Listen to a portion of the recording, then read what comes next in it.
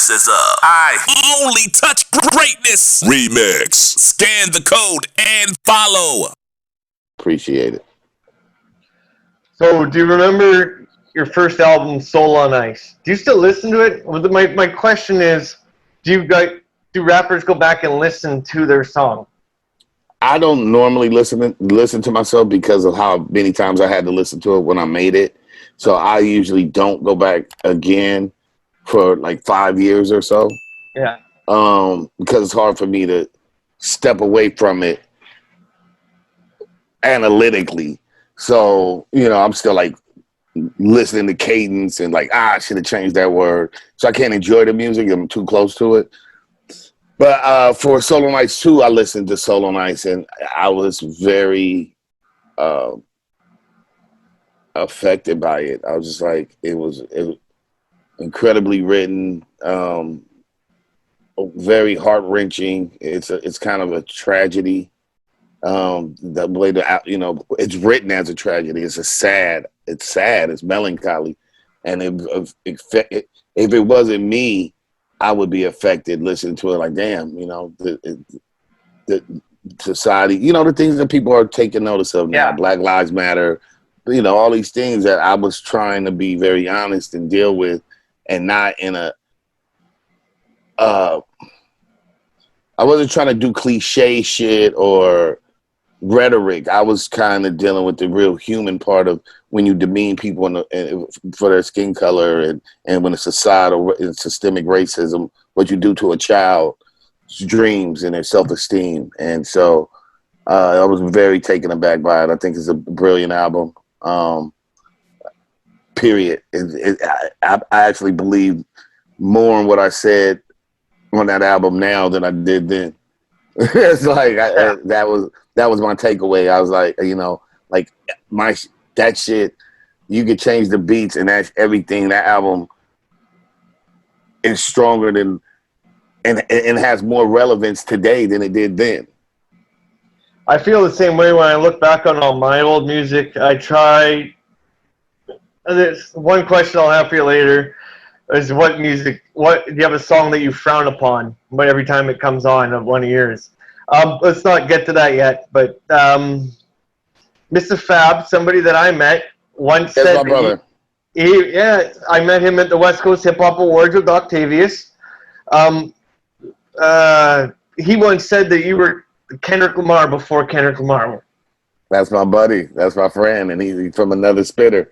He is a battle master.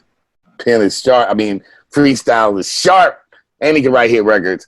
I mean, he's calling a spade a spade. I didn't have I have yet to attain the popularity that a lot of rappers of my caliber have, from the Nas's to the Jada Kiss to the Eminem to the Kendrick to to Jay-Z, whatever. So a lot of times all I have is getting my credit. And sometimes I'm uncredited for my contribution, and they try to act like I wasn't here and and them, picking up some of my, we're all made from the people before. So I love the fact that Fabby Davis will always give me my roses because he could be another Hollywood, he's successful and he does well, and, he could easily try to act like I don't exist, and he runs and embraces it because, it's great to have your peers with, I don't have all the money. So at least sometimes I'm like, it'd be nice for my peers to get, tell the truth and give me my, give me my just dues. But speaking of that, just today, this morning, like, I got tagged and it was fucking Big Daddy Kane. And he was just like, him saying like the beast of the West Coast. And he said Ice Cube, Snoop Dogg, Ras Kass, Kendrick. And that's appropriate. Like, don't put Kendrick over me and my contribution. Like, first, second, third, fourth of Ice Cube was putting it down when I couldn't even think of, a word. And then Snoop came and leveled it. And you know what I'm saying? Incredible first album. And then I came and then, and they're all platinum. But those numbers don't change what my contribution and how amazing my music is. And so it was very nice of him to, again, give me my credit. If the fans didn't support it or the label messed up, and so I don't get the plaques like Drake. But that doesn't mean what I do is not just as important or more important.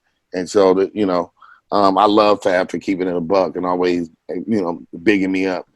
And that's for sure. And I know how hard you work. That's why I wanted you for an interview. So, having met Mr. Fab before too, he also showed nothing respect for me. I was a super fan. I ran up on him with the camera. Can you give him Vancouver a shout out? And we're out in Oakland at the Hip Hop Awards, and he took his time to take a few seconds, just give a Vancouver a shout out. And man. And that's exactly what you said there. He was so humble and nice, and to give you that. Like, that's a good dude, it seems like. Yes, he is. Yes, he is. Next question. Who influenced you to be who you are? Well, I mean, I don't know if that's what I did. I'm not sure about that. But I don't know. And again, I wrote these questions a couple weeks ago. Yeah. I'll cut this out. I mean, don't worry about it. No, Royce is my brother. There was a time when he and Eminem were not clicking, and it was politically cool to try to ostracize Royce because I remember totally. Yeah, and I never did that because I'm not Hollywood and I don't do bitch shit, and because everybody said, "No, we don't like him," I'm like, he didn't do anything to me, and so I've always kept that rapport. And Royce is another person like Mr. Fab who will say Royce has said more than once. I think that's what I was saying. That Royce gives me my credits.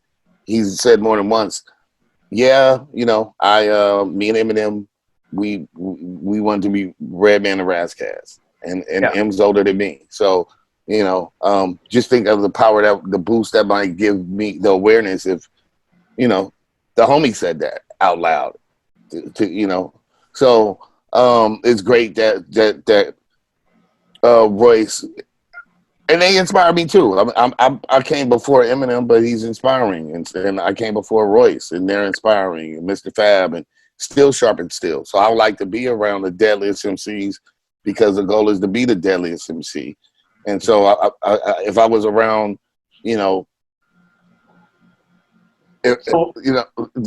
best bring out your best.